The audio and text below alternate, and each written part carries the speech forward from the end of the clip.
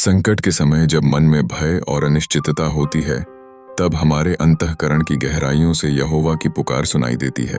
भजन संहिता 120 की 8 में यह महसूस किया गया है कि किस प्रकार एक सच्चे भक्त ने संकट का सामना करते हुए अपने सृष्टिकर्ता को पुकारा। यह अनुभव दिखाता है कि जब हम कठिनाई में होते हैं, तब हमें उसके प्रेम और सुरक्षा की आवश्यकता होती है। इसके पश्चात भजन संहिता 120:2 में झूठ और छल का सामना करने की चिंता का प्रकट होना। यह एक ऐसी भावना है जो हर मानव के जीवन में आती है। झूठ बोलने वाले मुंह और छली जीभ के बीच अपने आप को सुरक्षित महसूस करना एक चुनौती है। यह प्रार्थना हमें याद दिलाती है कि हमें हर परिस्थिति में सच्चाई का साथ देना चाहिए।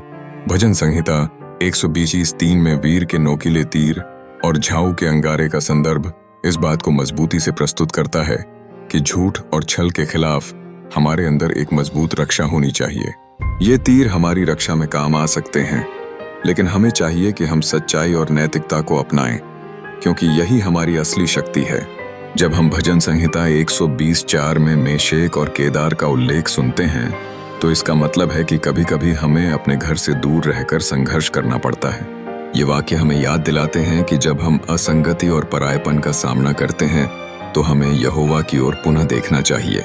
भजन संहिता 120:5 में मेल के बैरियों के साथ बसने की बात की गई है। यह हमारे जीवन में उन अन्यायपूर्ण संबंधों का संकेत है जिनसे हमारी शांति प्रभावित होती है। हमें सच्चे मेल की इच्छा करते हुए भी संघर्ष का सामना करना पड़ता है। अंत में भजन संहिता 120:6 में मेल और शांति के बीच लड़ाई का संघर्ष है। यह दर्शाता है कि जब हम शांति चाहते हैं, तो अक्सर हमें चुनौतियों का सामना करना पड़ता है।